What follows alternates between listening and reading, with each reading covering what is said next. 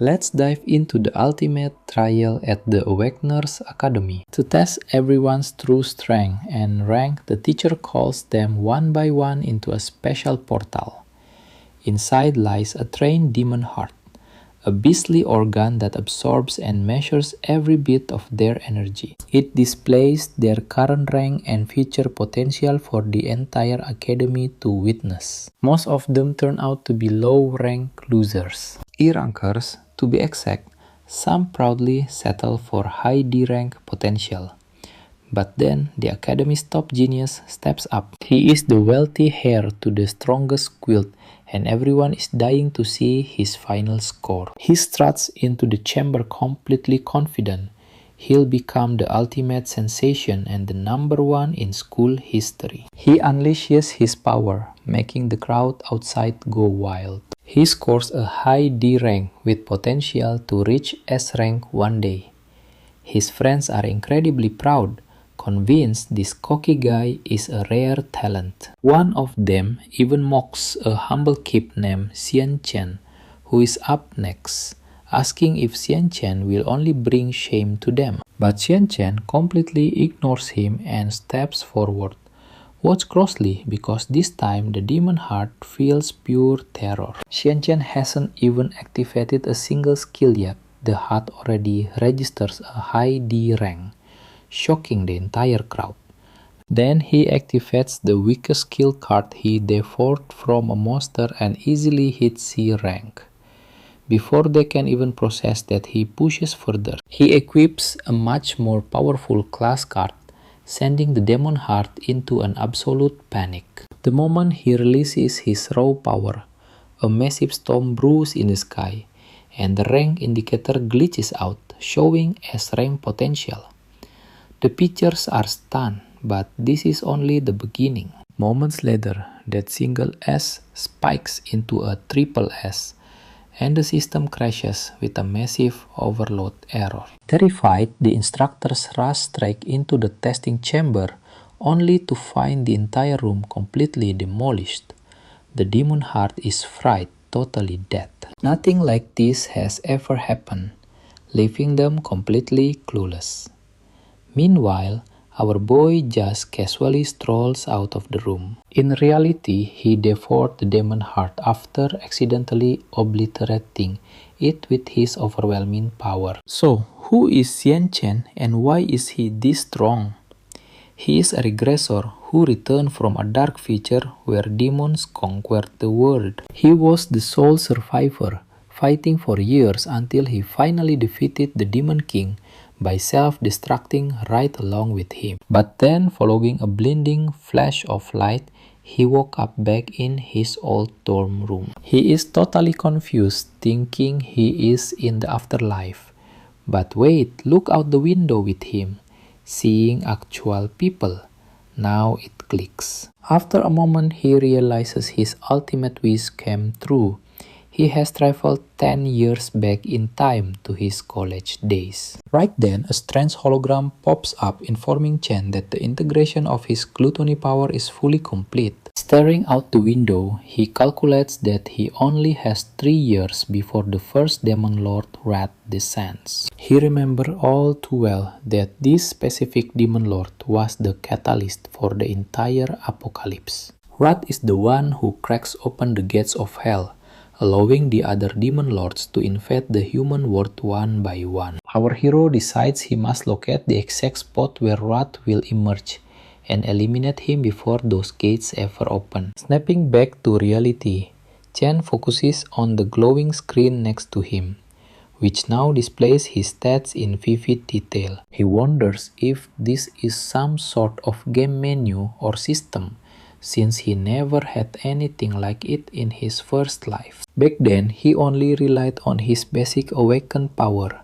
a gift that only 1 in 10,000 ever unlocks. The National Awakeners University is meant to recruit those rare talents, but when Chen was here last time, he failed to awaken.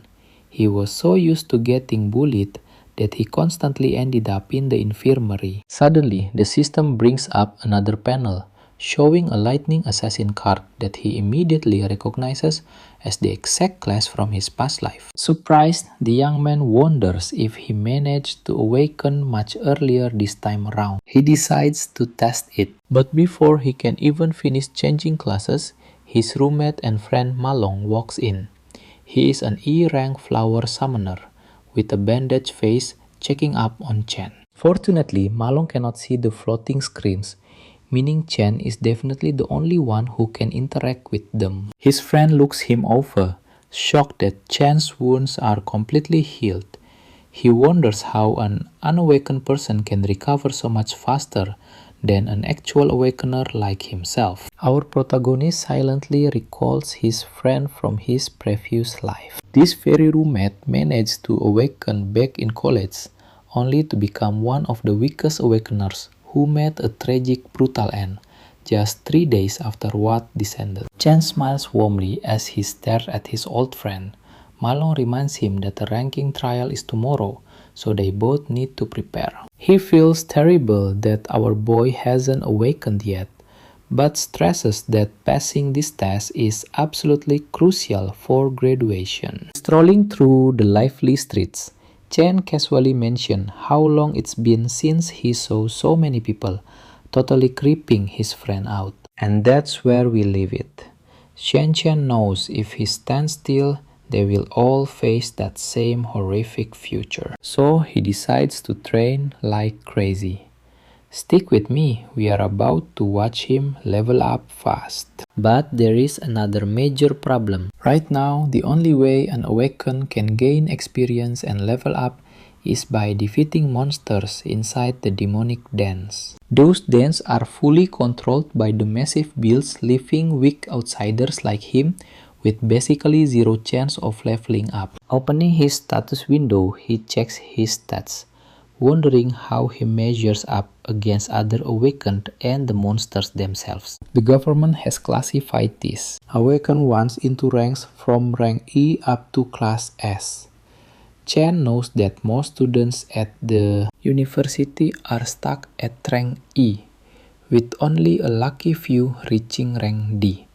He looks at his friend and laughs silently, feeling glad that he is definitely at a much higher rank than him. Right then, a ball comes flying out of nowhere, hitting the poor nerd directly and smashing his glasses to pieces.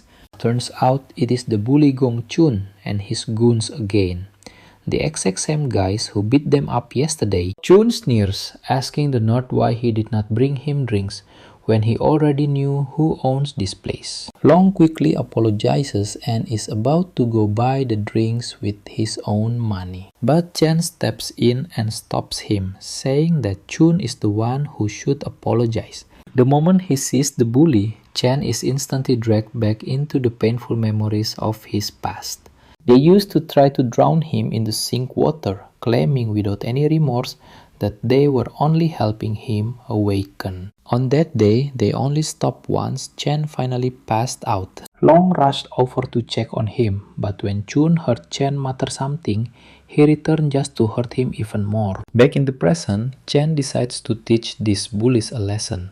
Watch closely now, because this is where the real payback finally begins. Our hero blares directly at Chun, knowing he only targets the weak because his older brother is the student council president. As the bullies step forward, other students gather, feeling sorry for Chen, since they expect him to get beaten up again. Reaching him, he asks what he just said, and Chen calmly warns him to leave them alone. Furious, Chun loses his patience and immediately throws a punch. But this time, Chen blocks the massive punch with absolute ease, pushing the bully right back. Everyone is left speechless, because they thought Chen had not even awakened yet. He stopped a powerful blow like it was nothing. Chun gets completely enraged and charges again, while Chen calmly gets ready and switches his class to Lightning Assassin. Long freezes in fear as Chun activates his indestructible demon armor and charges forward with a devastating blow. Before the punch can land, Chen strikes first, sending him flying with a lightning-infused punch. Everyone is stunned. You and I just saw this supposed weakling blast the school bully away with one single strike. Even after taking a beating, Chun refuses to back down, yelling at his lackeys to step in and get revenge. His goons, however, are way too shocked by what they just witnessed. Chun forces himself back up and charges our hero again, only to get slammed down and thrown aside without a chance. Seeing their boss completely crushed, the lackeys quickly realize they stand no chance and run away immediately. The poor nerd watching this is completely dumbfounded, unable to believe his roommate who got thrashed just yesterday is suddenly this incredibly powerful. Chen, however, realizes that just like in his past life, he can enter assassin mode whenever he wants. Even at level 1, his stats are more than enough to handle low-level awakened, meaning his rank should be at least D. But there is still one thing he has not confirmed yet. Even after defeating a target, the system did not award him any levels. Lost in thought, Chen almost steps forward to finish off the bully for good, while everyone around them watches in utter panic. At the very last second, Student Council Vice President Ling Yu steps in and tells Chen to stop. She reminds him that even though Chun was at fault, this beating is already more than enough. She promises that the bully will not dare to bother him again, so our hero finally decides to let him go. Backing off, Chen wonders why the Student Council was so eager to defend someone like Chun, who only barked and had no real intent to kill. He knows that people like these bullies need to be taught a real lesson, otherwise they will just keep attacking weaker people over and over again. Chen then walks away with his roommate while the bully's lackeys watch him from a distance, hiding and whispering that they must never provoke him again. That night, as Long tries to tell their roommates how Chen awakened as a ridiculously strong lightning assassin, absolutely nobody takes him seriously. Long keeps explaining how his weak friend crushed Chun, but a rank E mage laughed it off. Honestly, we both know they are in for a massive shock. Let's see if this guy really doubts Chen is actually a big deal. Asking why he still trains like that, claiming a true awakened shouldn't rely on such basic physical workouts. Hearing this, his gamer roommate Shang Yu remarks that it sounds like Long took a serious blow to the head. Suo keeps insisting that the four of them are in this dorm because they are the weakest, and nothing will change that. He even claims he is the strongest among them, while Long and Yu are just background noise. Showboating a bit, he reiterates that there is no way Chen could have become a lightning assassin. Feeling more confident than ever, he expects to rank up tomorrow during their final graduation exam. Meanwhile, the Student Council President Gong Ting finishes training in a rank E demon lair with Ling Yu.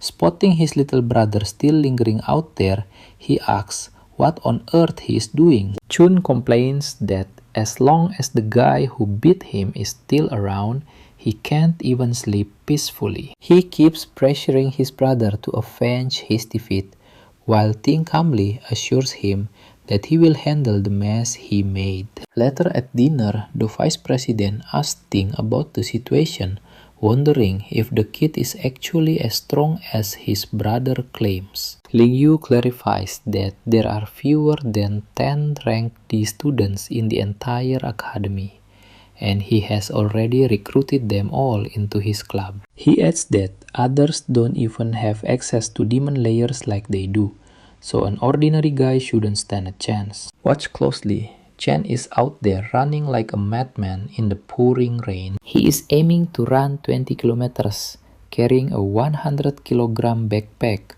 almost double his own body weight. He knows basic training is absolutely crucial to push an awakened's upper limits, because you need a much stronger physical body to channel high-level powers. As he runs, he remembers how his sister, his only family, was murdered when the Demon King wrath descended upon the human world. That Demon Lord slaughtered countless people in an instant, and his sister died right in front of his eyes. Since then, defeating that demon king has been his ultimate goal, because that was the spark of all destruction. Chen realizes that if the demon lord is already growing stronger, with 3 years left before his arrival, he must outpace his rate of growth if he wants any chance of survival. Suddenly his sister Si-Yun calls. Hearing her voice again after so long, he freezes in absolute silence for a moment. She explains she couldn't call earlier due to an ongoing competition, adding that their ramp problem might be solved if she wins a prize. As she keeps talking, Chen listens quietly and smiles, feeling a fierce resolve to protect her and give her the life she deserved this time. After hanging up, he gets back to training and crashes 3 more laps around the university campus. Switching off, he realizes he is finally getting used to this younger body with massive growth potential. And honestly, we are here for it. Sitting down, he starts thinking about those exclusive demon layers that only the wealthy elites can access. To become stronger, he knows he has to hunt down monsters one way or another. While pondering this, he drifts off to sleep, only to be dragged into the gluttony system. Landing in a bizarre realm, he wonders if this is a weird dream or something far worse. Meanwhile, back outside, Long searches for Chen, wondering where on earth he disappeared to. Inside this strange space, Chen sees a massive tower. But before he can even take it in, a pack of rank E cloud warriors, the Death Hounds, suddenly jump out to greet him. Chen immediately worries that he might have slipped into a demon lair and quickly swaps his class. Since they spawn out of nowhere, he decides to take down these beasts first and ask questions later. He easily slaughters the hounds, all bark and no bite, and loots the drops they leave behind. Instantly hitting level 2, he smiles, realizing he got incredibly lucky, stumbling into the secret demon lair. Then a boss monster spawns, and Chen effortlessly tears it apart. He pierces right through it, securing another quick level up. The experience points he gets from this boss are massive compared to those basic mobs he fought earlier. Right after, the boss corpse is marked as devourable, leaving Chen wondering what that even means. Remembering the gluttony skill from his status panel, he extends his hand to test it out. The devouring process finishes instantly, trapping the beast inside the cart. Chen is completely stunned as he realizes he can actually transform defeated monsters into usable classes. He quickly realizes this is the exact same terrifying skill the Demon Lord Lan Yu possessed. The shocking realization that he now wields the power of a Demon Lord leaves him completely frozen. In this world, people only get one class, maybe 2 if they are lucky.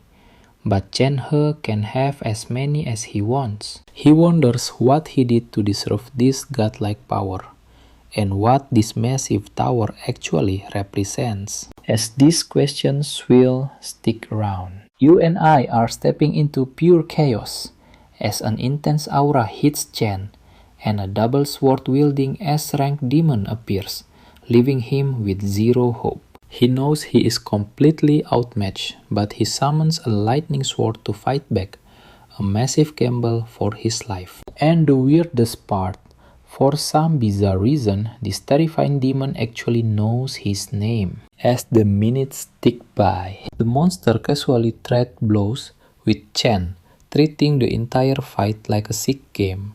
He intentionally avoids any vital spots, knocking him down over and over again without ever landing a finishing strike. After pushing Chen to his absolute limit, the demon finally offers him a deal. Guard the demonic tower together if he wants to survive. But Chen flatly refuses, so the demon brutally severs his arm and threatens his life. He explains he was only holding back because Chen is the only one who made it this far. He demands a reconsideration, but Chen refuses again, holding on to hope despite the danger. He screams with pure determination, charging forward to launch another strike. But wait, he has been studying the monster's movements, discovering there is a 0.4-second preparation delay right before every single attack. He knows this tiny window is enough to watch the beast's wrist angle closely and dodge out of the way just in time. Plus, he spotted a 0.2-second recovery delay that leaves the demon totally defenseless. This is his tiny but critical opening, and he plans to use it to stab straight through the monster's heart. While he pulls off this risky move, now pay attention here. He knows a D-rank hunter like him cannot beat an S-rank boss. His actual goal is just to paralyze the beast long enough to escape. He does exactly that, sprinting toward the only source of light in sight, desperately hoping it leads to a real exit. But the moment he reaches it, the light vanishes. The demon mocks him, revealing it was just an illusion, and that his imagined escape route does not exist anywhere in this place. The demon then explains that this grand palace is not actually a demonic lair, though he admits he is impressed by how quickly Chen spotted his opening delays. He finally introduces himself as the Purgatory Raksasa, declaring that Chen is indeed the one destined to bring hope. As Chen carefully studies the creature's body, a shocking realization hits him. He has definitely seen this exact form before. Let's pause here. Think back to the final battle before Chen's regression. The demon lord Lan Yu he fought back then was absolutely not some ordinary monster. During that chaotic clash, the beast transformed first into a giant dragon, then repeatedly shifted forms into other terrifying high-level monsters. It controlled basing magma, poisonous vines, and lightning far stronger than his own. But out of all those forms, the one that truly stood out was identical to the demon standing right before him. A chilling realization struck him. Every single transformation must have been a skill used by Demon King Lu. And since that very power now sleeps within him, this beast is actually just the power of gluttony manifested inside his own body. His sharp deduction deeply impressed the demon, who calmly declares that Chen is worthy of inheriting all the power contained in this dimension. Chen frowns, confused by what he means by the entire dimension. Suddenly, a golden key of the void materializes right in the demon's hand. It is the only way to enter or exit the massive tower standing behind him. The demon explained that Demon King Lan Yu devoured an unimaginable number of incredibly powerful monsters. Guarding the tower, sealing those untamable beasts was his sacred duty. But now he chooses to hand over that very key to Chen. Raksasa wants Chen to devour those demons, grow stronger, and complete the mission in his place. Confused, Chen asks why a demon would ever help a human. The creature replies that even in the demon realm, there are righteous souls and vile monsters. One of those vile beasts slaughtered his entire clan, purely for fun. A twisted bloodbath carried out as mere entertainment. Since that day, he has waited to get revenge on that absolute bastard. Now he believes he has found the only person capable of delivering that vengeance, telling Chen that someone was right. He is their absolute best hope. Chen immediately asks who that person is. The demon cryptically replies that all the answers await inside the tower.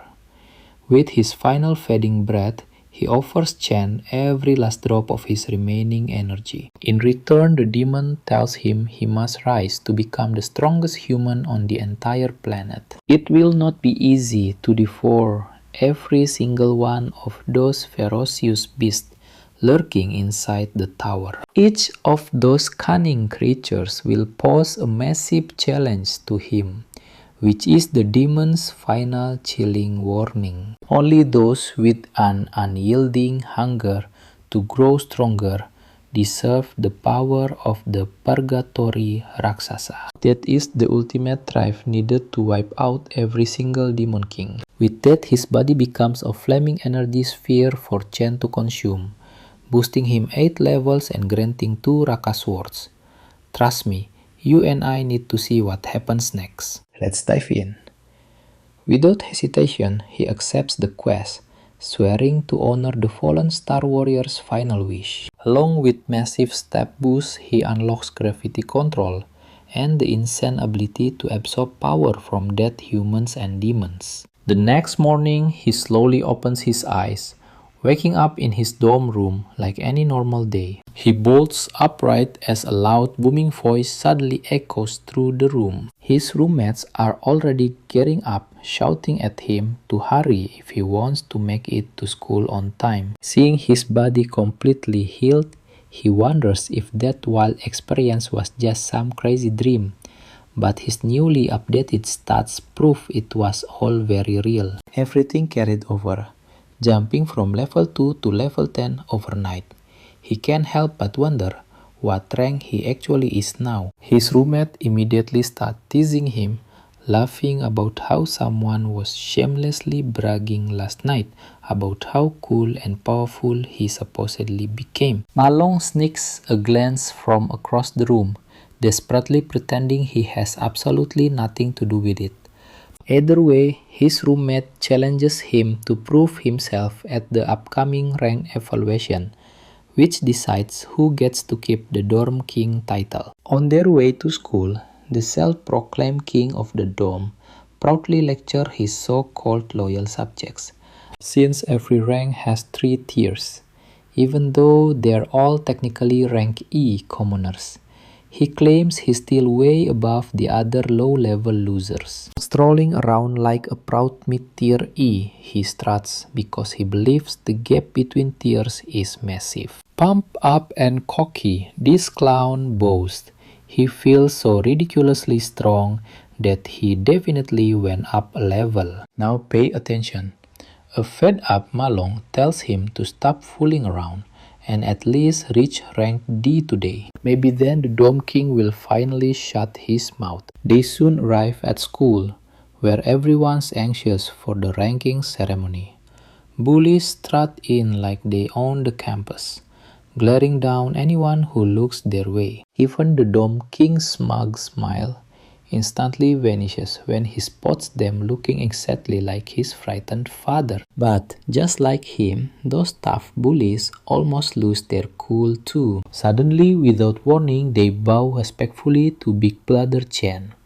His friends begin to realize that maybe what Malong said wasn't so crazy after all. Our main character ignores the clowns and just mind his own business. Then a new challenger blocks his path, acting like the school police.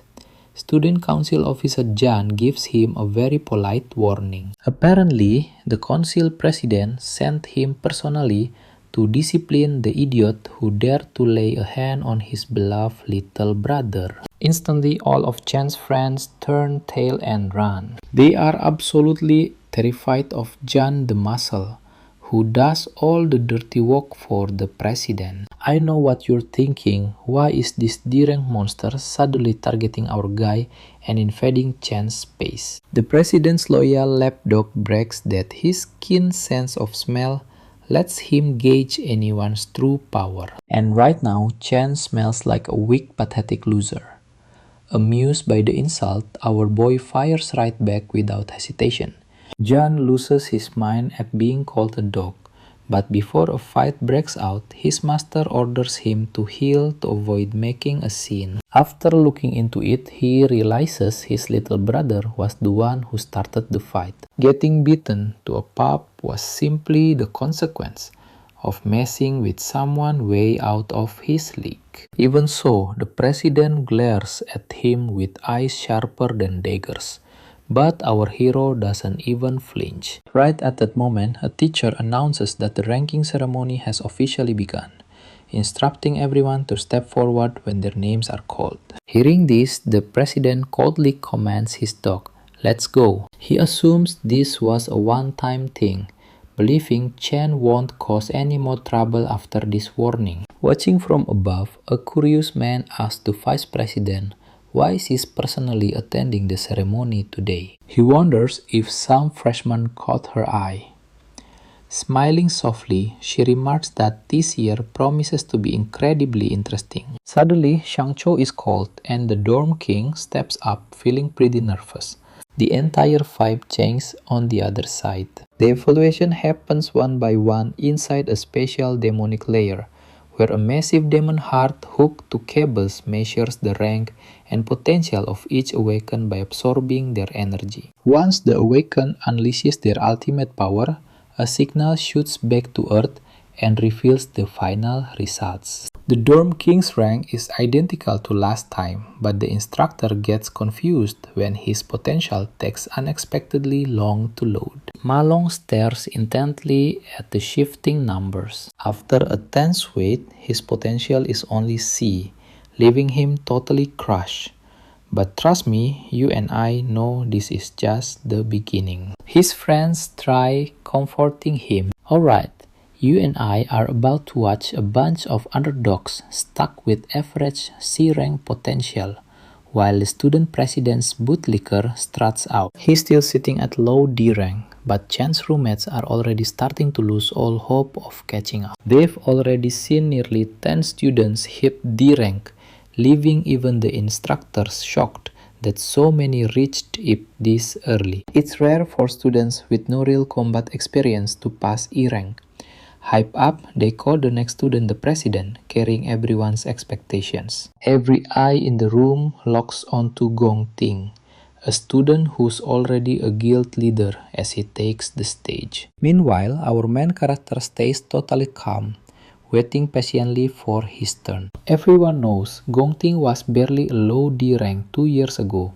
With the school record sitting at mid D rank, they wonder if the president will finally break it. Inside the demonic layer, the eyes of the demon heart slowly open, sensing his massive presence. The president can't unleash his entire power just yet, but he's dying to make a massive statement at graduation and carve his name in the school history books as number 1. When the teachers see his potential glowing in brilliant gold, they blink in sheer disbelief. Their suspicions are confirmed. Gong Ting's high rank leaves them speechless, and trust me, the crowd explodes seeing their first potential S rank in history. The president's loyal bootlickers immediately start showering their boss with endless praise and flattery. Even Chen's roommates are burning with absolute envy, watching what looks like a legend being born. The instructors whisper that the administration needs to know. They must protect this precious S-rank candidate and ensure he never leaves the country. On top of that, he's the youngest Guild-affiliated student here, meaning their school's name is about to completely dominate the headlines. Watching from above, Principal Juan Long realizes Vice President Ling Yu already knew the kid's potential, which is why she came in person to shake things up. She hints that he wasn't the only student she came to watch today. Aside from the showy student president, there's another student she finds far more intriguing, and he's right on time. That very same student is called up to the stage. Jin decides to mock him sneeringly, warning him not to end up as another useless E-rank trash like his roommates. He barks that they'll become a total laughingstock if that happens, and that it's already embarrassing for losers to even show up here. Long backs his friend up, boldly declaring that he's about to leave everyone in the crowd completely speechless. Now watch closely here as the crowd holds its breath, and Chen finally steps into the demon's lair. The demonic heart feels an intense suffocating pressure as Chen draws near. Our hero knows that the best way for an awakener to secure their future is joining a top-tier guild. To do that, he has to absolutely crush this graduation combat trial, where candidates must handpick whoever they want to form a 10-man squad. First place gets directly scouted into the country's elite Imperial Guild, and everyone knows exactly what's at stake. Chen starts recruiting, introducing another low D rank to his boss while bragging that their squad is already fully locked in. He explains they have all the D ranks plus the president's brother on the team, so there's zero chance they lose first place. Chen realizes that all the heavy hitters are naturally grouping up to form the ultimate team, while the weaker students are left to band together, creating a brutal survival of the fittest dynamic where the weaklings are ruthlessly cast aside. After a while, Long starts getting anxious because the screen isn't changing, and the crowd quickly assumes Chen is too weak to even register on the scanner. Chen convinces Ting that the remaining students are completely worthless,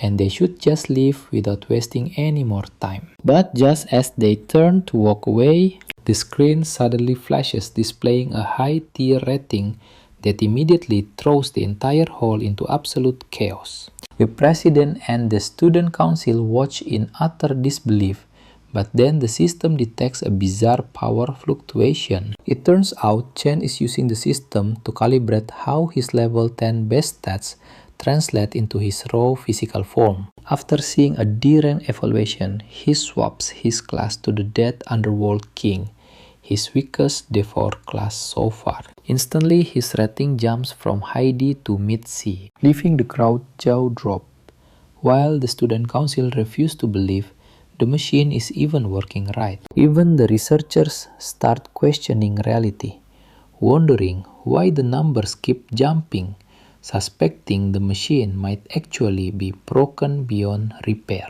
At that exact second, the demon heart goes completely unstable, causing the results to glitch out in a major way. Chen sees this and swaps to a deadlier class, and trust me, the Purgatory Raksasa will unleash hell. Alright, you and I are diving into chaos. As the demon heart goes wild, a storm erupts, and Yang screams in terror. Zheng takes this as a divine sign that history is being rewritten because their dorm just produced an absolute legendary monster. In the next second, his potential flashes straight to S rank, leaving the scientists and Presiden Ting completely speechless by what they just saw. But suddenly a warning pops up. The user's sheer potential exceeds maximum capacity and cannot be measured by current limits. Jin's brain completely crashes like a blue screen of death, and his soul almost leaves his body from pure, unadulterated shock. As the entire system begins to shatter under the overwhelming pressure, the scientists panic, rushing in to make sure the student is not harmed at all costs. But when they arrive, they freeze. Instead of a beating demon heart, they find a shriveled, empty mess, completely burned out by that extreme overload. It is pretty obvious that Chen scared it way too much. Still, he devours it, gaining the ability to see anyone's rank and getting alerts about nearby dangers. Stepping out, he is thrilled to see ranks floating over everyone's heads, but quickly notices the president hid his true power, peaking at a mediocre C rank. The scientists awkwardly step out to announce the demon heart collapse from extreme strain, forcing them to cancel the testing for now. They write off Chen's insane stats as a system glitch and send a full report to higher authorities for review. Now pay attention here. The rest of the students are told to return tomorrow once a brand new testing machine is set up. On the way back, Chen's classmates start hyping him up, treating him like an absolute god after what he just pulled off. Jin cannot hide his burning jealousy and immediately accuses Chen of being a total fraud. He even demands compensation for the broken machine, crying like a salty loser about how Chen wasted the council's precious time. Just as Chen is about to lose his cool and fry him, Ting steps in and shuts Jin down instantly. The president warns him never to disrespect his classmate again, leaving Jin utterly shocked. Then Ting extends his hand, inviting the school's newest heavyweight directly into his elite team. He confidently promises that together they will easily secure the highest score in the school's entire history. Jin starts completely panicking in the background because he knows someone will have to get kicked out to make room for Chen, which will definitely trigger family drama. To him, joining Ting's team basically guarantees the top spot, making him wonder what makes Chen so special when others could not even buy their way into the squad. He forces himself to swallow his pride and reluctantly welcomes him, placing a hesitant hand on Chen's shoulder. But watch this. Chen slaps his hand away, making it clear he has zero interest in joining them. This savage rejection makes Jin break into a sweat while Ting quietly watches with a blank face. Jin snaps, yelling that Chen has no idea what he is doing since their team is already the undisputed #1 in the academy. Chen just turns around and walks away, saying their ranking has nothing to do with him and that they are too loud to tolerate. He wants them to leave him alone, leaving Jin absolutely boiling with intense rage and humiliation after being brushed off. Word spreads like wildfire across the school about Chen's shocking rejection, and most people assume he wants to take the crown solo, now that he is revealed to be mid-tier S rank. The entire academy now has the perfect front row seat to watch this massive drama unfold in real time. Meanwhile, Chen's roommates are absolutely loving the pure unmitigated embarrassment written all over Ting and Jin's faces. After that brutal public rejection, the president calmly tells Jin not to worry, keeping his cool and saying Chen probably has his own plans. At the same time, the principal who watched the whole thing sighs in disappointment because the boys did not team up like he wanted. He wanted them to work together and smash school records. But Ling thinks this is way more entertaining, explaining that since Ting was born with a silver spoon, he will definitely take this rejection as an open declaration of war. She casually reminds the principal that their president is not someone who takes a hit to his pride lightly. Jin complains that Chen's ego is inflated because of a glitch test showing a C, but Ting hints that result might actually be real. He admits that even if the chances are nearly zero, he will never let anyone steal the top spot from him. Jin remembers that Chen is likely just a normal student with zero real combat experience, while the council members are elite fighters who trained secretly in a demon lair for years to reach their current level.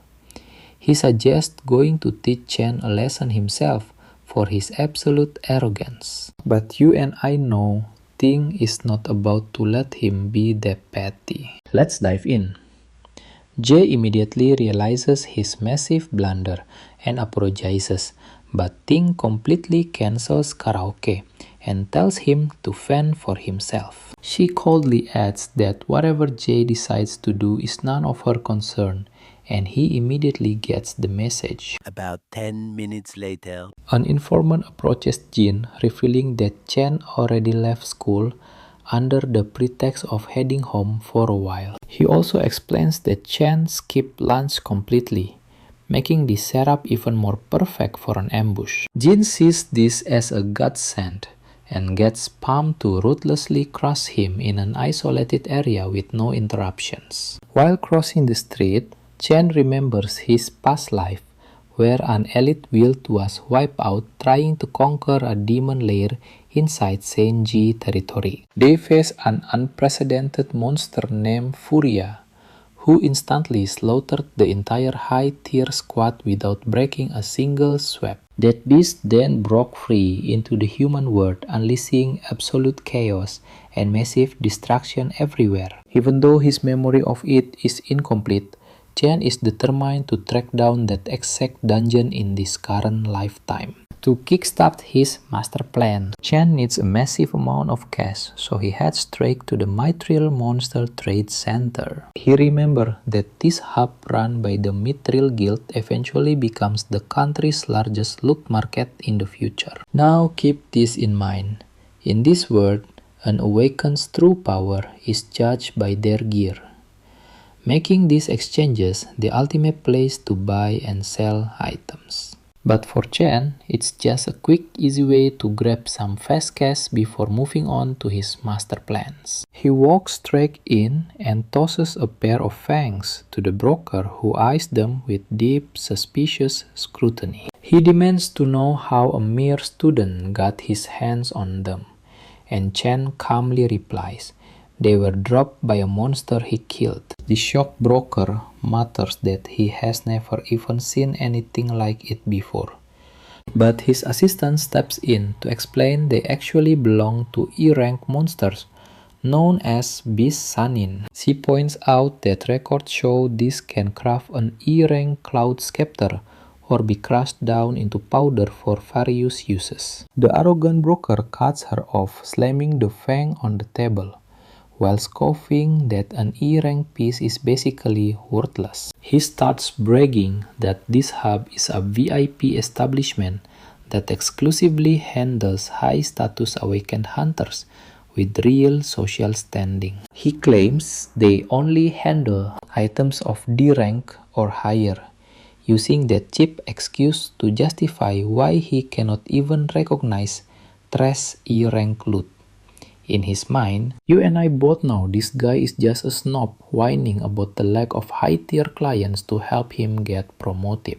Calling Chen a complete waste of time, he dumps the transaction onto his assistant Lee and casually struts away. She politely hands Chen an envelope filled with cash, asking if he needs assistance with anything else today. Chen checks the cash, finding $1,000, which he decides will cover his rent without any issues. Then he pulls out the glowing greatsword dropped by the Purgatory Raksasa, instantly stealing everyone's attention in the room, though she has never seen anything like it. She guesses that this weapon must be at least a B rank item, or maybe even an A rank at best. The smug broker immediately cuts in with raised eyebrows, dismissing her words as total fantasy, since A-rank gear typically costs at least 1 million. He claims he has worked there for years and has never seen anything close to an A-rank item in his life. Just then, the shop owner himself walks in, calmly announcing that this weapon is definitely not A-rank, nor is it B rank. The broker immediately praises his boss's sharp eyes, kissing up by saying he knew a mere student could never own something so valuable. But get this, the owner explains that the sword originates from the Purgatory lands, revealing it is actually an S-rank item. Hearing this, the broker and the assistant's brains literally short-circuit. Her face is completely freeze in absolute disbelief. The owner instantly grabs Chen's hands, treating him like a VIP guest with the absolute highest level of respect. He eagerly ushers him into the VIP lounge, telling him to ask for anything he wants. Meanwhile, Chen is completely satisfied, seeing that the owner, Chinchi, has reacted exactly as he planned. Once they settle into the VIP room, the guild master eagerly asks him how much he wants for the weapon. Our boy instantly answers 1 million, which shocks the green-haired guy. The guild master tells him it is easily worth tens of millions due to its rarity. But Chen explains he only wants to use the great sword as collateral for a quick 1-month loan of 1 million. This leaves the guild master even more speechless. He realizes how sharp this kid is, and trust me, we are all left wondering who he really is. Let's dive in, as Chen promises to pay back the principal in 30 days with interest next month. Before replying, the guildmaster asks the girl to step out so the adults can talk business once everything is settled. The guildmaster points out that Chen is from the prestigious National Awakener Academy, where seniors are graduating in 30 days, and mentions that the upcoming graduation exam has a grand prize of 1 million. He looks Chen in the eye and asks if he is absolutely sure he can pass the brutal exam. Playing detective, the guild master deduces that Chen is completely desperate for cash and only came here as an absolute last resort. In the end, he offers to lend him 1.5 million right now, completely interest-free. Reaching out his hand, he smiles and says, "This is the start of a very beautiful friendship." Chen is left completely speechless by the offer, but the man promises total secrecy. All he asks in return is that our main character brings any future loot or items straight to his guild to trade. Chen realizes this guy uncovered his secrets so easily, yet still choose not to scam or exploit him. Now he understands exactly why this guild master becomes such a massive big shot in the future, shaking his hand while noting he will need strong allies to crush the demon lord. Now, pay attention here, because once the contract is signed, the massive funds hit his account instantly. The master then asks if he needs to borrow a weapon for the upcoming tournament, since he just sold his old one. Even though they lack S-rank gear, they still have plenty of high-tier weapons for him to choose from. Chen tells him not to worry and casually summons that other massive greatsword from earlier, leaving everyone completely jaw-dropped. With that, Chen walks away,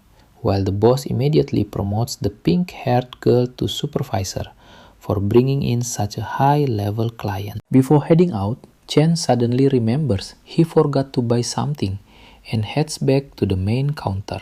Hours later, waiting at a bus stop, he remembers how hard he struggled in his past life just to survive, while everyone treated him like pure trash. He worked endless, exhausting shifts just to get by, and the two siblings live practically like homeless beggars just to make it through each month. Juan managed to get into the university of her dreams, but she sacrificed it because the campus was way too far from her beloved brother. She was actually terrified of burdening him with more expenses.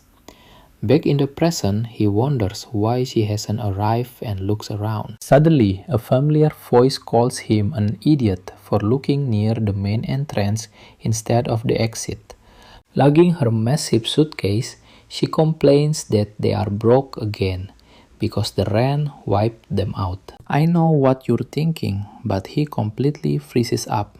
He hasn't seen her in 7 years, and now she's asking for help. With no response, he waves her hand to snap him out of his deep trance. Suddenly, Chen lunges forward and wraps her in a tight hug, catching her completely off guard. After a few awkward moments, she pinches him to escape his embrace, while angrily scolding him for nearly suffocating her to death. She says he's been acting super weird lately, teasingly asking if his crush finally rejected him, but he just laughs it off. As they walk, she rants endlessly about exams.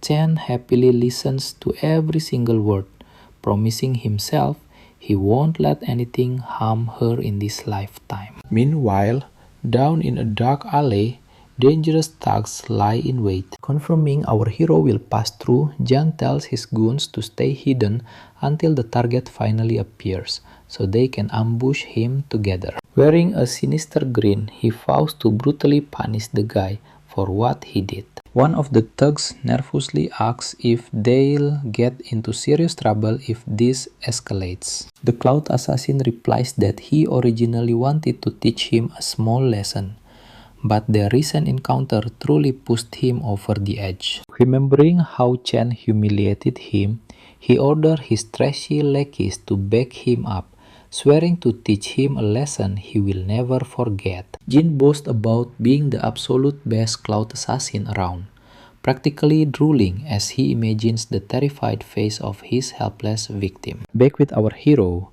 his sister reminds him he's acting incredibly strange and wonders if the stressful exams are getting to his head. She brushes it off, teasing that a weakling like him shouldn't worry, reminding him that he always told her to keep moving forward no matter what and leave the rest to fate. To cheer him up, she sings an upbeat motivational song as they walk straight into the dark alley. Chen is deeply touched.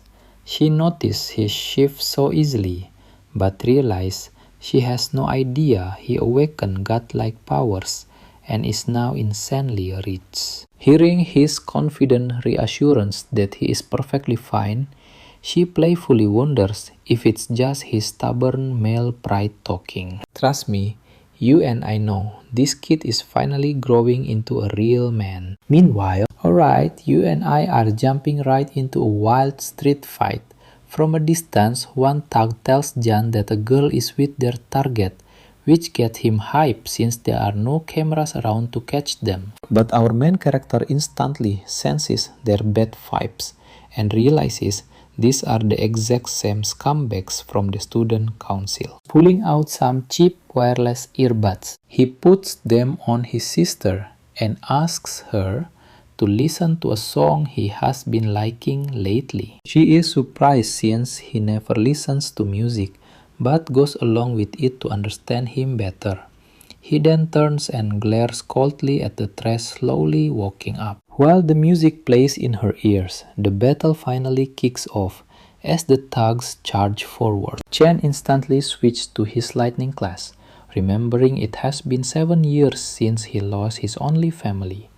And now reunited with her, he feels a burning rage. Wondering where these guys got the nerve to show their faces, he darts forward like a bolt of lightning. Our hero delivers a brutal kick to the first guy, sending him flying, while the others break a sweat. Then he winds up his fist, throwing 3 quick punches before finishing the 4th thug with a heavy knee. One brave trash bag tries to jump him, but Chen grabs his hand and snaps it like a dry noodle. The guy screams in pure agony, only to take a massive fist right to the nose. Watching his crew get crushed, Jan freezes.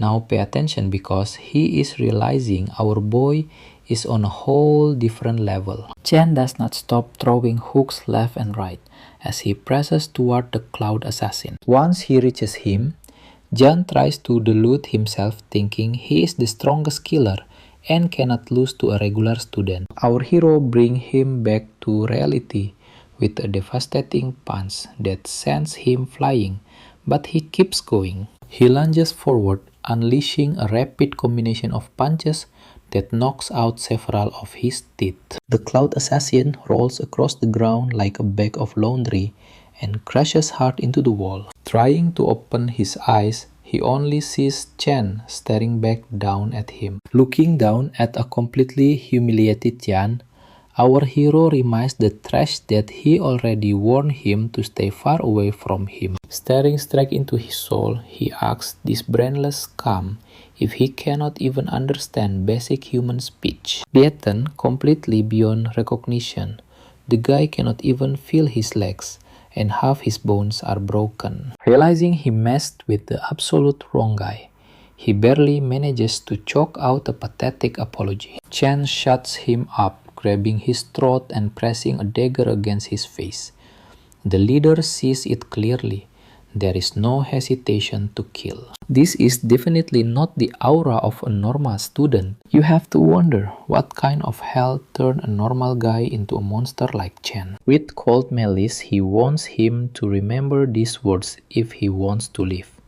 He will not hesitate to rip them apart next time. That is his final warning, and he adds one last threat. If they even come within 1 kilometer of his sister, he will erase every single one of them, one by one. After that, he drops the dagger and walks back to Uni before the track even ends. By now, his sister is completely overwhelmed by the painful, lonely lyrics and bursts into tears. She weeps deeply, confused about what her brother went through to change so much over the years. She even wonders if the support she gave him back then was not enough. Determined, she turns around to scold him, but freezes mid-sentence when she spots the gift in his hand. The shiny gold-plated pen she always dreamed of is sitting right there in front of her. Uni blushes, unable to believe her brother bought the new holographic magic pen that costs more than their monthly rent. Her adorable reaction completely melts his heart. Her face says she cannot bear to return it, even though they are late on rent. Hiding his fist behind his back, Chen silently vows to protect his sister's smile this time and make sure she gets into her dream school. Back home, she happily spends hours drawing glowing holographic art in the air. Our guy quietly enjoys his homemade ramen, saying he's just glad she loves the gift. Still, she worries about him spending so much when next month's rent is not even paid yet. He flashes her a proud smile and reveals that a whole year's rent has already been fully paid. The big brother brags about a thriving small business he started with a friend, but Yuni gives him a highly suspicious look. She clearly does not buy his convenient story. Even so, she does not push, barely remembering the last time her brother laughed so freely. Patting his shoulder, she makes a simple request. Whatever secret work he is doing, we just hope he stays safe and does not exhaust himself. Alright, come along with me to a quiet aquarium, where Presiden Ting drops some shocking news on his cousin. The city's top doctors have declared that their legendary top assassin is critically injured, with zero chance of recovery. Over half the bones in his entire body are completely shattered beyond repair.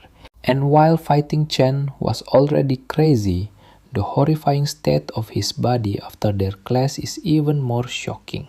His cousin reacts coldly, only annoyed that they just lost a top recruit.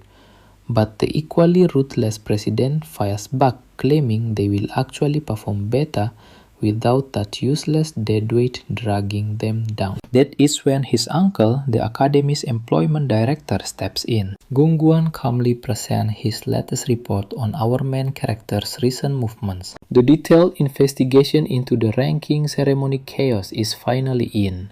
The results are clear.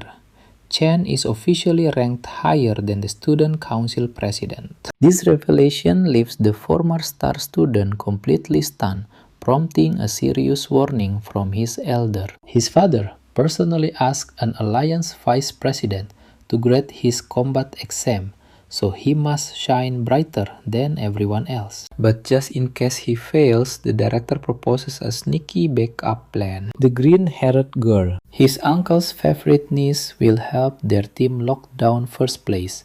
But the arrogant president instantly rejects the offer without hesitation. She claims she did not even show her true power during her evaluation. Trust me, President Ting is so convinced of his dominance that he vows to rule the entire academy alone. Back in the dorms, our boy takes a shower after finishing his daily 100-mile weighted run. He is obsessed with a single goal: winning that $1 million prize in the graduation exam. It is his only real shot to fulfill his deal with Y from the Mid Trill Guild and build a powerful partnership. With just a few weeks left, he lies down not to rest, but to keep training even while asleep. Entering his demonic lair, the massive void tower of Demon King Lan Yu looms ahead.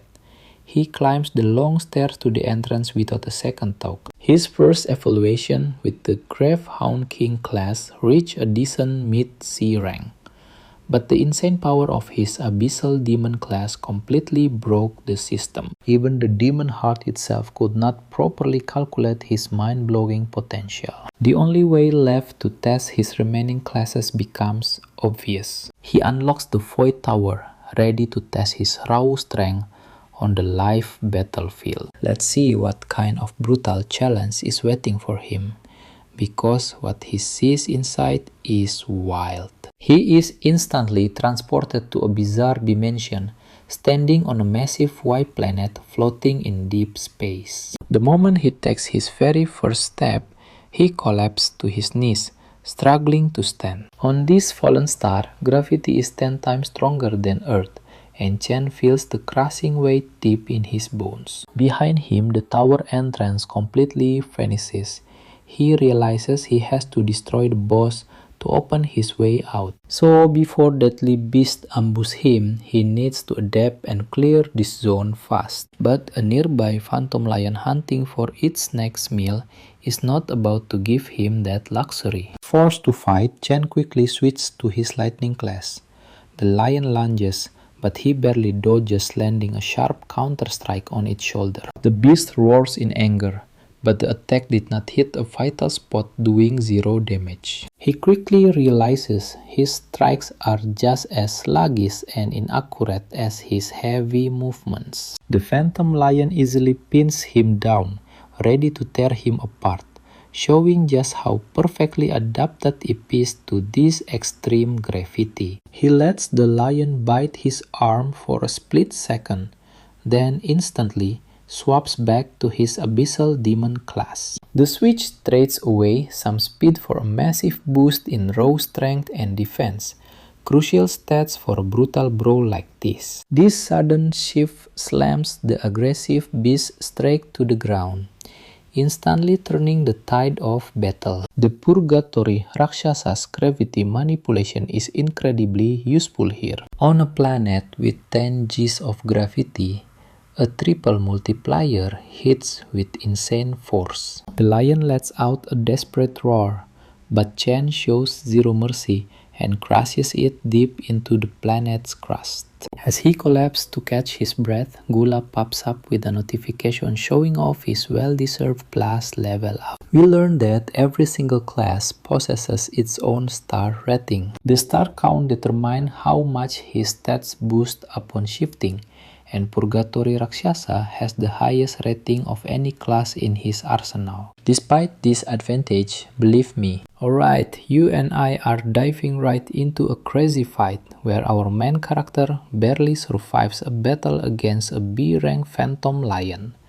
It's obvious he's far from triple S rank, and worse, gluttony won't even let him devour the beast. Plus, that monster wasn't even the floor boss. Defeating the real boss should have opened up an exit. Suddenly, a massive door swings open behind him, and dozens of glowing eyes stare back from the pitch black. Reality hits him like a speeding truck. All that heavy struggle against just one phantom lion is absolutely nothing compared to what comes next. Countless B-rank monsters flood out of the gate, scratching and tearing at him from every single direction. Only now does he truly understand the demon Raksasa's warning. The demon warned that the tower is full of ruthless beasts, paving his path with endless pain and suffering. But he was also ordered to endure it all, adapt and grow stronger. Suddenly Chen snaps awake in a cold sweat, feeling like he just barely survived the worst nightmare of his life. The others are still fast asleep, completely unaware of the agonizing pain he just felt as monsters raided his flesh. Our hero finally realizes that the Purgatory Tower is absolutely not an easy shortcut for instant level ups. He's only at the start of a long, grueling and painful journey. Weeks pass and the Academy's graduation exam finally arrives. Tons of elite V1 Ps gather around to observe this promising new class of students. Now, pay attention to this new rule. Every team is suddenly forced to include at least one high E-rank student. When it's time to form teams, they reveal that everyone can see each other's ranks.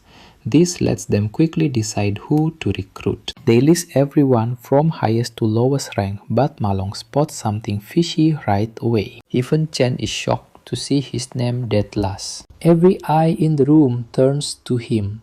People are whispering, wondering how a near C-rank Awaken ended up at the bottom, while jealous students start trash-talking, convinced his previous high power rating was just a fluke. Still, no one can deny his raw strength is the real deal, and having him on their team would definitely skyrocket their scores. Student Council Presiden Ting stays silent, while rumors fly about the fool who must be regretting turning down the president's generous offer. The mastermind behind this setup is actually his own uncle, Gong Xuan. The bastard assumed nobody would invite the kid after seeing him rank last, and his scheme was devilishly simple. If Chen can't even qualify for the exam, he won't stand a chance against the president's team. Flashing back a few hours, the entire classroom is practically begging President Ting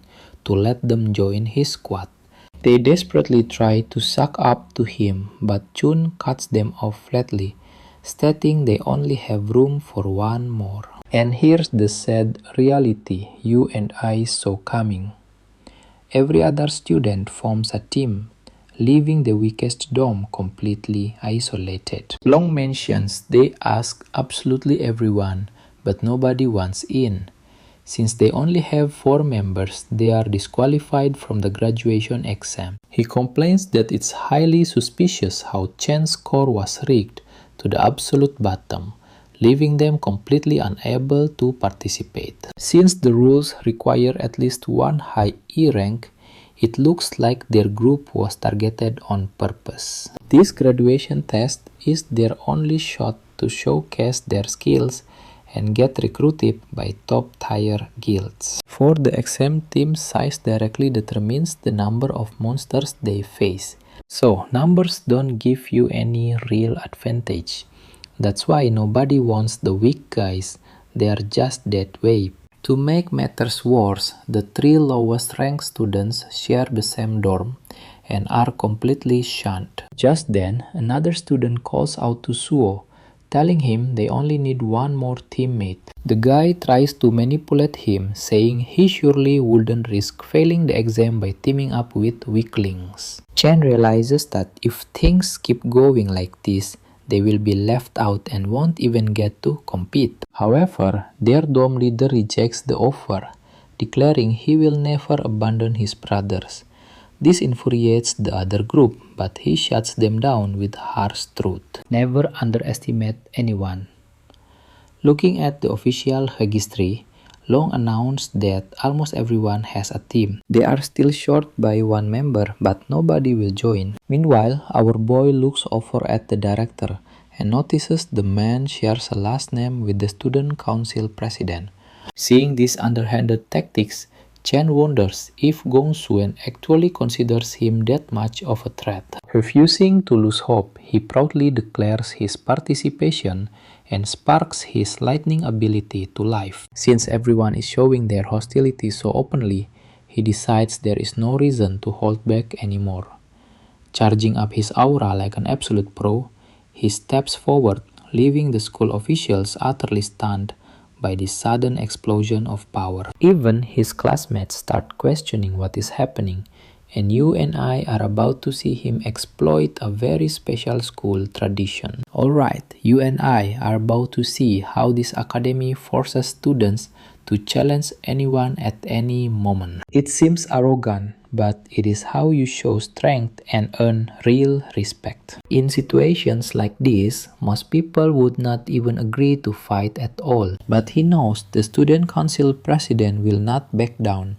If he beats the blonde, everyone will beg to team up with him. Right then, a girl suddenly appears at the door, asking our hero if he still needs another member for his team. She explained that she wants in on this year's graduation exam too.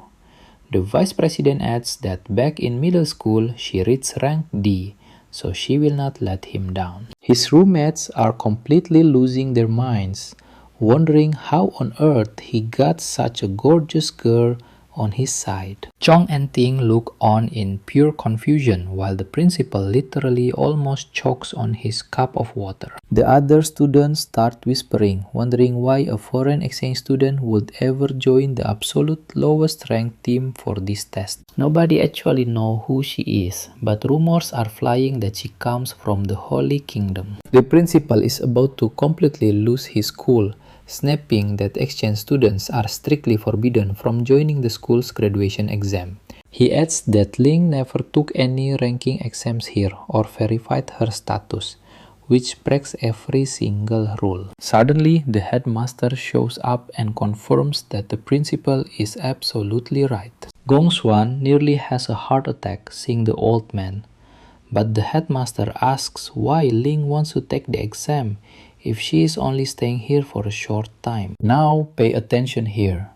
Our guy is totally baffled, wondering how a warrior class headmaster just appeared out of thin air. The old man explained her joining would not be fair to the others, while she just playfully pretends to go along with it. Chen starts breaking a sweat when he realizes he cannot even sense the power rank of these two. The principal finally finds his courage backing up the headmaster by saying, a school simply cannot function without strict rules. But then the headmaster completely changes his tone, explaining that the entire purpose of this academy is to train awakened individuals so they can achieve truly great things in life. While the graduation exam is a long-standing tradition, it is also one of the most crucial moments in a student's entire life. He asks if a student is barred due to sudden rule changes. How will the school ever make up for that loss? Sweating buckets.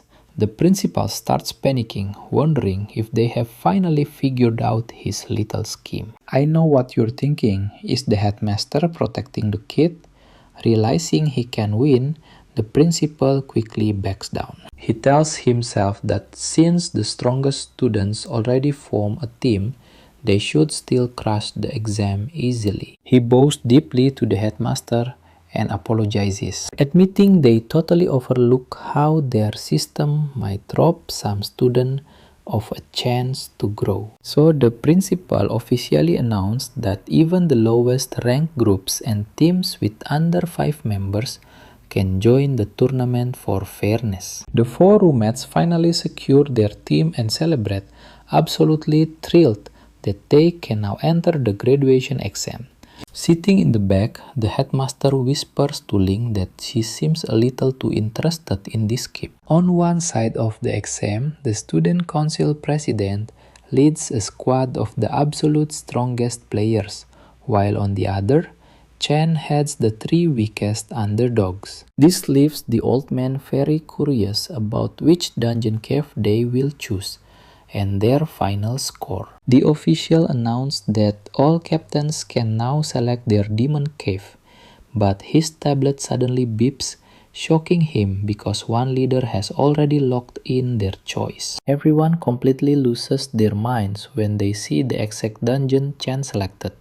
His roommates immediately panic, begging him to change his mind right there, and asking if he even comprehends the crazy thing he just did. But our main guy stays totally silent, just staring at the screen. During this graduation exam, student groups enter a demonic cave and earn points by taking down monsters. Defeating boss monster and fast clear times grant bonus points, while the dungeon's difficulty acts as a multiplier for the final total score. An F-rank dungeon can reward up to 75 points, while an E rank can yield a maximum of 100 points. The highest scoring team gets recruited straight into the Imperial Guild, and the top player walks away with a reward of 1 million yuan. Returning once more to the selection hall, students mention that the highest score in history was 90 points, set by the current leader of the Imperial Guild itself. Even clearing an E-rank dungeon requires at least 3 solid D-rank fighters on your squad.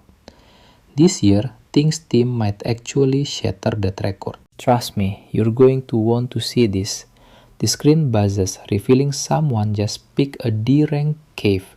And alright, you and I are about to watch everyone lose their minds as our main character picks a rank D dungeon, a place no one has ever cleared, leaving the crowd questioning his sanity. Long straight up asks our hero if he dropped on his head, while the Dorn King completely loses his mind at what he is seeing.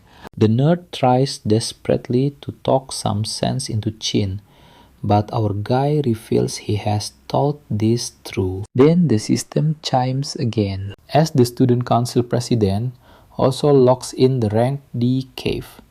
Ting's teammates instantly accept their leader's choice, which officially qualifies them for the trial. And the classroom erupts in cheers at the announcement while they try to act cool.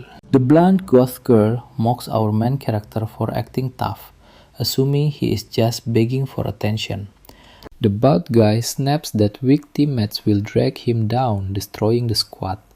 But Long looks at Chen and knows he is not faking. Wondering when his friend got this wrong, the nerd hesitates before slamming the confirm button, deciding to put his full trust in him. And Yao also hits the green button for the cave because he feels there is nothing left to lose. The Dorm King gets pissed that the other two decided before him, so he slams his button too. With that, the system officially qualifies their entire squad for the trial. Now, pay attention here.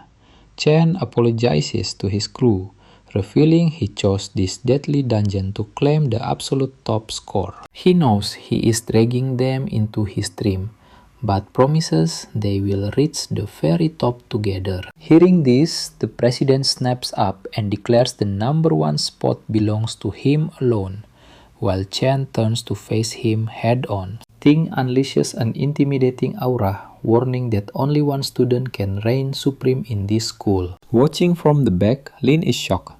She has never seen him show such intense emotion before. The ultimate rivalry is officially out in the open. The principal is proud of their courage, but Lin worries because our guy chose a rank D cave that not even a rank C cultivator could clear solo. Even though a student can score 150 points in a rank D cave, the difficulty is just insane. Plus, his teammates are totally unprepared. The principal adds they only have 1 month left, which is not nearly enough time to close that massive gap. Even so, he still hopes for a miracle. Fast forward 2 weeks to the training camp where everyone is lying completely exhausted on the floor. You'd probably ask the same thing Long does. Why do physical training while others use simulators? Chen's brutal exercises are leaving them totally miserable. But our hero explains that virtual simulators are completely useless. The first time you enter a demon cave, your mind goes blank and only raw survival instincts can save you. This entire grind is to boost their physical power so they can move faster and react in a flash. Ideally, they will practice in real dungeons to gain experience, but regular folks can only dream of that. Only the elites get those privileges, and they were never ordinary people anyway. Plus, those elites will do everything to stop anyone from catching up, staying on top because they have resources others spend a lifetime trying to get. So the Dome King asks, what are regular guys like them supposed to do in that situation? Chen lays out his plan. If they make it into the Imperial Guild, they can change the whole system, and this graduation exam is their only shot to beat the elites, since that is their dream. Chen vows to do whatever it takes to keep his promise. They will absolutely win. With barely half a month left before the exam, our boy grinds in the Void Tower every single night.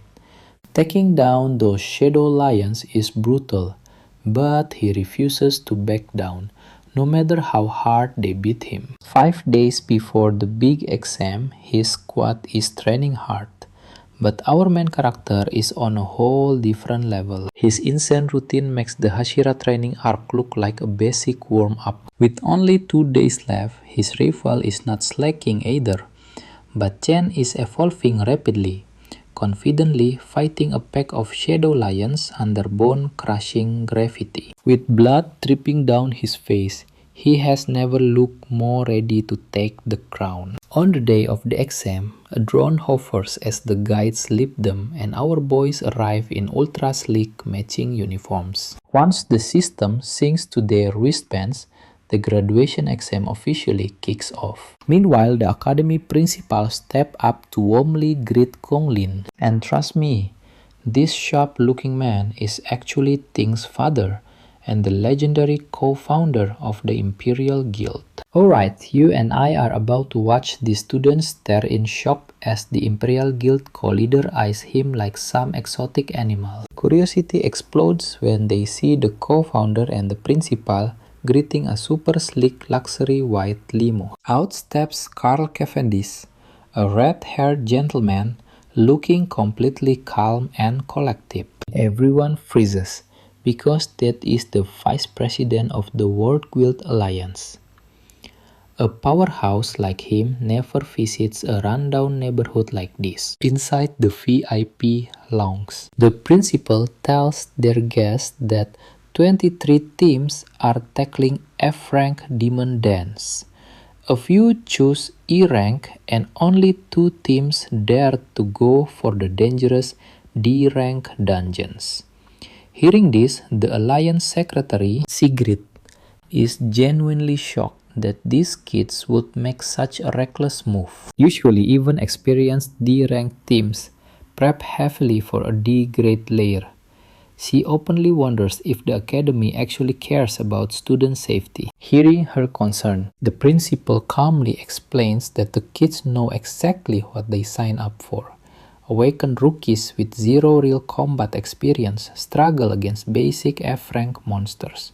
But the real nightmare is the dungeon boss, which towers levels above them. In the end, most teams fail, completely crushed by that boss. Watch closely, because inside E-rank dungeons, everything changes. Even the weakest monsters there hit as hard as an F-rank boss. It is a brutal lesson usually learned through pain. The secretary asks if they have any safety net when things go south, but the principal quickly reassures her, insisting that the academy deeply protects its rising stars to keep them safe. An elite Imperial Guild warrior stands guard outside every single dungeon, ready to step in if disaster strikes. Plus, the students wear special bracelets that instantly teleport them out if they forfeit or if their lives are in danger. Even so, she doubts any student has what it takes to survive a D-rank dungeon. Quietly, she wonders how long they will actually last. The principal is absolutely sure those cocky E-rank rookies will come crying back in tears. Cut to the D-rank dungeon, packed with massive trees frozen in thick ice. Chen's roommates are absolutely terrified. Anyone would be looking at these nightmare creatures that are basically creepy bat monkey hybrids. He quickly warns them that these things blitz in the blink of an eye, so keep your guard up. Suddenly, a swarm of ghost bat monkeys dives at them, but somehow the guys manage to awkwardly dodge their lightning-fast strikes. You and I both know they shouldn't celebrate yet, because something way crazier is about to happen. Our main character is standing there, completely calm, lightning sword in hand, surrounded by dead monsters at his feet. He tells his squad to stay back and stay safe, since they aren't strong enough, leaving the rest to him. Right then, another bat monkey charges at supersonic speed, and they barely dodge it by a hair. Shanggu realizes that our hero actually dragged them out here to force them to sharpen their reflexes against real demons. Chu grits his teeth, feeling stupid for calling himself the king of the dorm. But now His Majesty has no choice but to rely on his random roommate. Meanwhile, Chen is absolutely deleting these monsters. They swarm in waves, but this total Giga Chat slices them before they even know what hit them. The Dome King mutters that he always heard Malong say Chen was strong, but seeing it firsthand is different. To him, Chen doesn't look like a student anymore, but a battle-hardened soldier. As the slaughter continues, the former Dorm King feels a wave of envy, seeing how incredibly cool our hero looks. Suddenly, a monster ambushes them from behind, and he barely blocks the strike. Grabbing the beast's leg with flaming hands, he roars at his teammates. He tells them to stop holding back and step up. Chen isn't the only one with his graduation on the line. The others stare shocked by his sudden burst of courage. Inspired by the Dorm King's pride, Shang-Su casts his fine binding spell. It successfully traps the Bat Monkey, but the beast breaks free instantly and kicks Suo right in the face. Long's freezing spell barely slows it. Let's find out if their combined attack can actually save them. Alright, you and I are jumping in as they pin the beast, screaming for their leader to strike. He charges up a nuclear fire blast that hits dead on, but it barely singes the monster's fur. He fires more flame rounds, but nothing drops the demon. Shang and Long are already hitting their absolute limits. Unwilling to hold back, the Dorm King channels his remaining energy, unleashing a concentrated fire blast that triggers a massive blinding explosion. Once the thick smoke finally clears, only a charred skeleton remains. The drone announced they successfully killed a D-class phantom bat. All three collapse to the ground, completely wiped out. They are thrilled to defeat a D-class monster alone. Our main character walks over surprised, and they instantly ask if he saw their epic victory. The beast drops a single finger bone as loot, and Suo casually brags that defeating it was total child's play. Chen offers his congratulations anyway, and the drone soon confirms that all hostile mobs in the demon cave are wiped out. Watching the broadcast. Now pay attention here. Director Gong completely loses his mind, seeing these rookie fresh students defeat a D-class threat way beyond their level. The other staff members stay silent on purpose. Meanwhile, the vice president's assistant, Cavendish, calmly praised Chen for his truly outstanding performance. He secretly notes that Chen's intense aura reminds him of a very old friend. The vice president mentions Chen's name, making a firm mental note to remember him, which instantly alarms both the director and President Ting's wealthy father.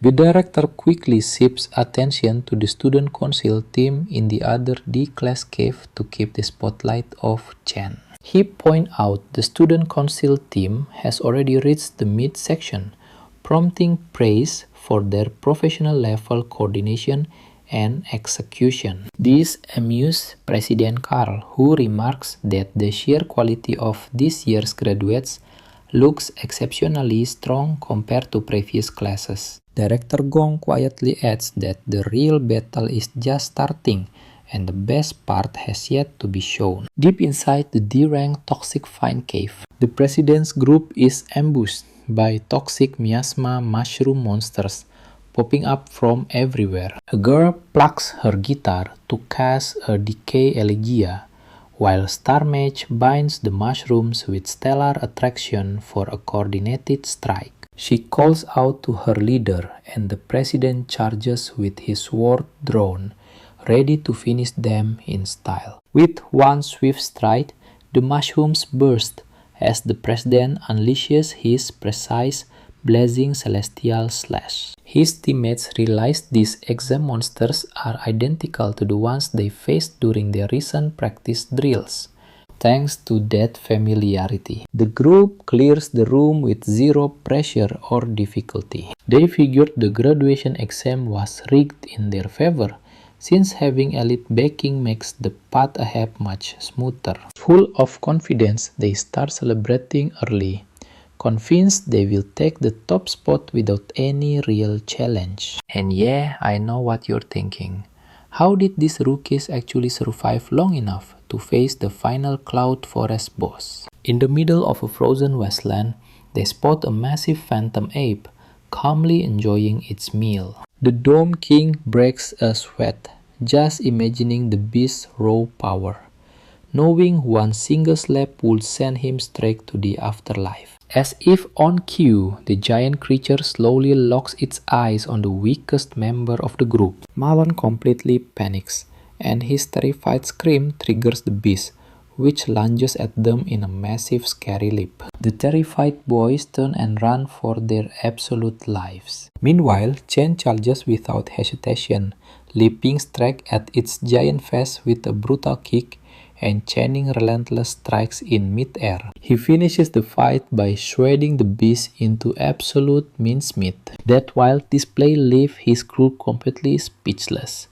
but Chen is just annoyed that D-rank monsters barely give any experience. The loot is also trash, but suddenly he hears his teammates yelling in excitement over finding giant mana stones. It turns out the ape was hoarding them inside a hollow trunk, and his friends practically drool rushing toward the shiny crystals. Chen screams a warning, but he is a second too late. The moment their hands touch the mana stones, a blinding flash erupts, freezing the entire area solid within seconds. Shang Suolo, and even the drones are frozen solid by the Arctic blast. Suddenly the stream cuts to black, and trust me, we are left completely hanging. Let's dive in. This shady principal smirks, acting like he expected this whole thing. He knew high-rank monsters would set traps like this, and it was only a matter of time before Chen's rookie squad fell for it. Vice President Cavendish looks completely disgusted, clearly worried about the students' safety. The principal fakes psych over Chen's failure, claiming they must extract them immediately.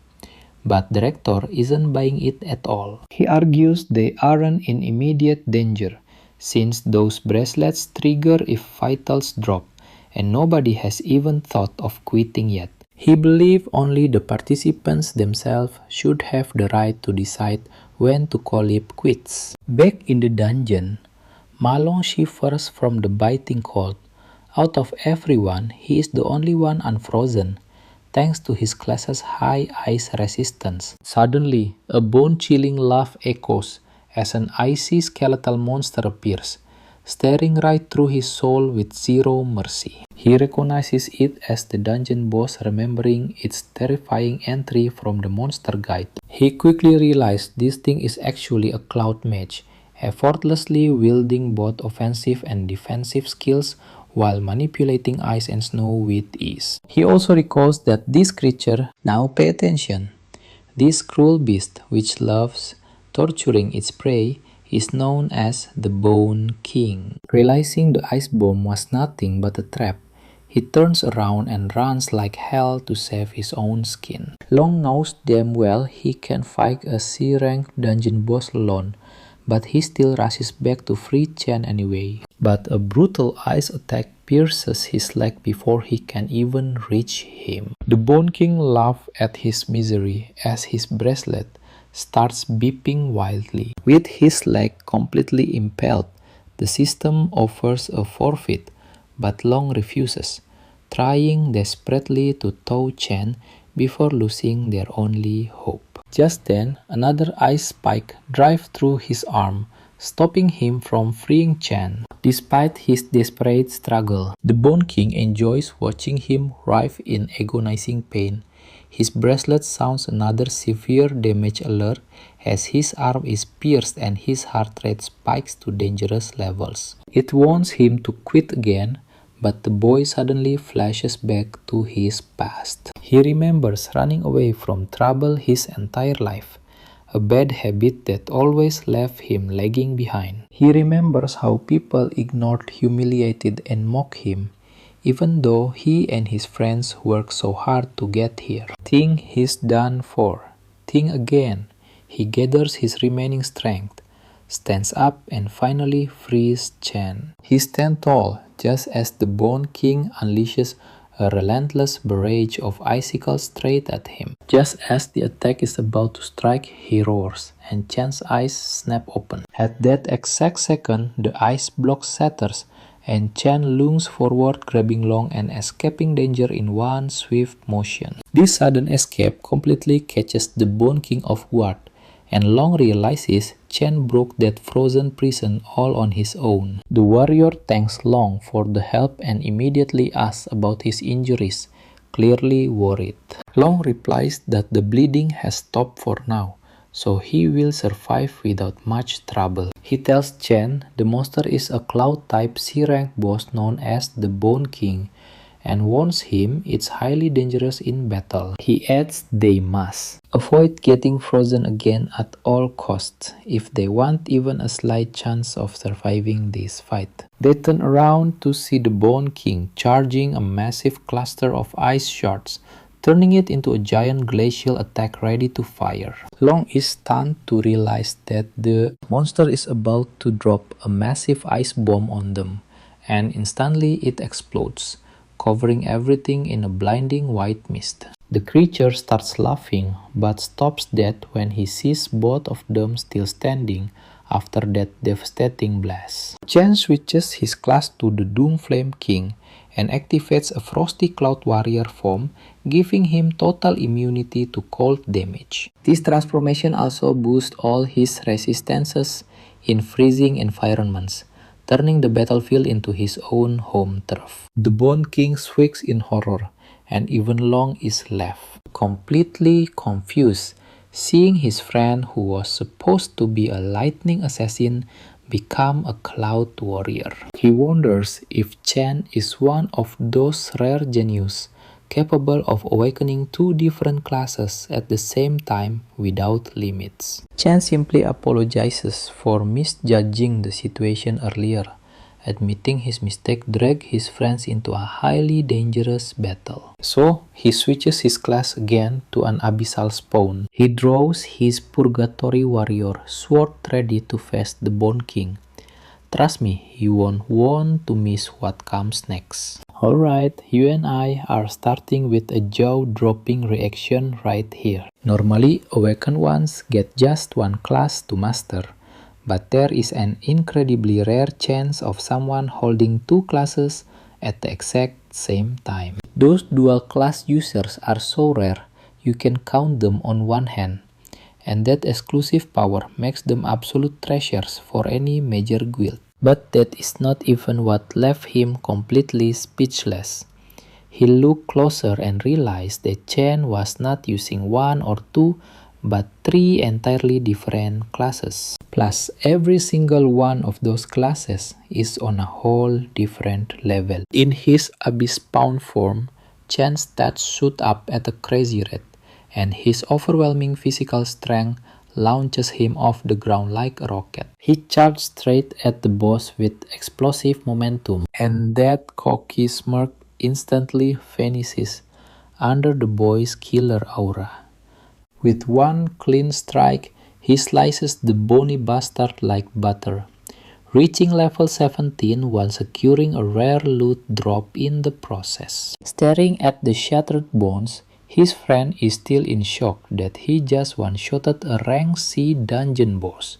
But our guy calmly reminds him that the rest of their team is still frozen solid in ice. Malong has a total brain fade moment, realizing he completely forgot about his other teammates during that entire intense boss battle. He rushes over to thaw them out before they turn into human ice pops, while Chen notices he can actually devour the fallen Frost Lich. With nobody watching, he quickly absorbs the fallen boss and unlocks the Cloud Mage class. And because the boss's optic blast blinded all the drones, meaning you and I are the only ones who know his secret. Out of nowhere, another surprise alert pops up.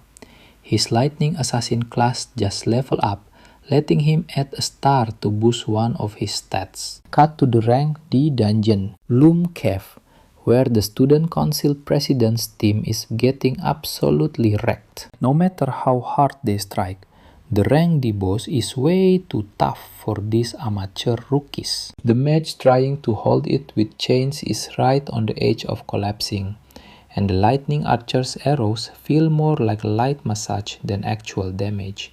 They are getting tossed around like cheap Happy Meal toys. The sheer humiliation makes them wonder if all their training was pointless, because they have never faced anything close to this power level. The desperate mage realize that their arrogant president is their only actual hope of taking down this boss. Standing safely in the back, the president strikes a dramatic pose to charge his ultimate skill while support mages buff him up. With his energy fully charged, he lunges forward, slashing at the boss with a flaming sword. The blade pierces the core, unleashing a firestorm that melts it from the inside, while his team erupts in cheers, celebrating the birth of a legend destined for the history books. Now check this out.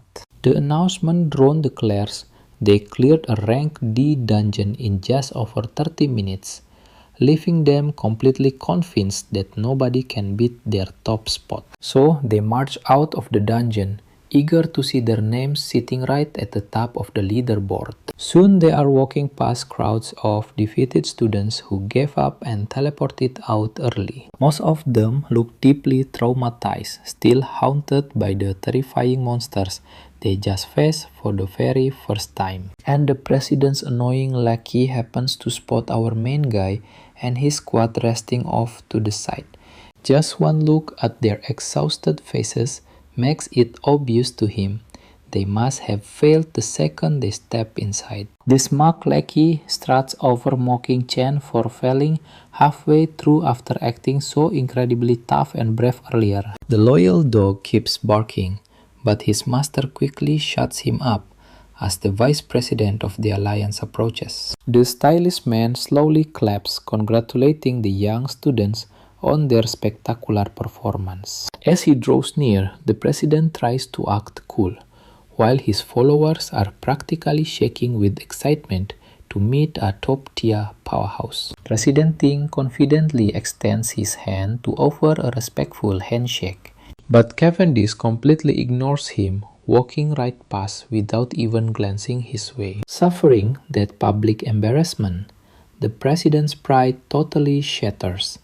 And to make things even worse, the vice president loudly proclaims that Chen is the real legend here. The man grabs Chen's shoulder and announces for everyone to hear that he cleared a rank D dungeon in just 20 minutes. Not even professional teams from his own guild have pulled that off, leaving the student council president and his lackeys totally speechless. They just cannot comprehend how four complete nobodies beat their entire 10-man dream team's time while clearing a tough rank D dungeon. Meanwhile, trust me, Chen doesn't even blink. Let's dive in.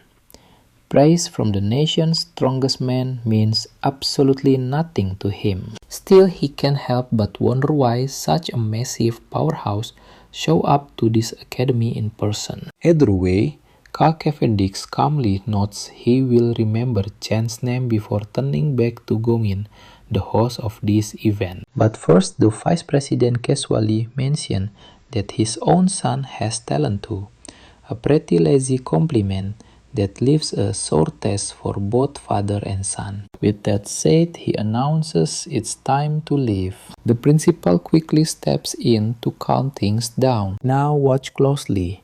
He declares a pie, meaning every member of both top teams gets an official invite to join the elite Imperial Guild. This is absolute music to the ears of Chen's housemates, who are now set for life thanks to his massive carry. President Ting's lackeys are celebrating too, but the man himself is definitely not pleased with this tie. Then, the principal adds that both team captains will secure management roles, and the total cash prize of $1 million is split equally between them. You see that both team leaders are totally stunned by the news. Chen quietly worries that $500,000 won't even be enough to pay off his massive debt. He has to find a way to get the rest and keep his word to the Mid Trill Trade Guild. But that worry might not even matter, because President Ting flat out rejects the tie, boldly demanding a one-on-one duel to decide the ultimate winner.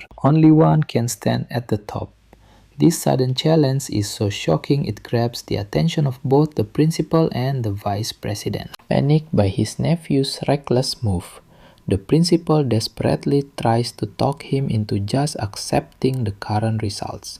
The old man explains that a tie is already the best possible outcome, especially after his earlier embarrassment. He stays calm, assuming our boy will decline such a ridiculous match. But Chen accepts instantly, on one condition: the winner takes the entire $1 million. And trust me, this wild twist is enough to stop the vice president from making his exit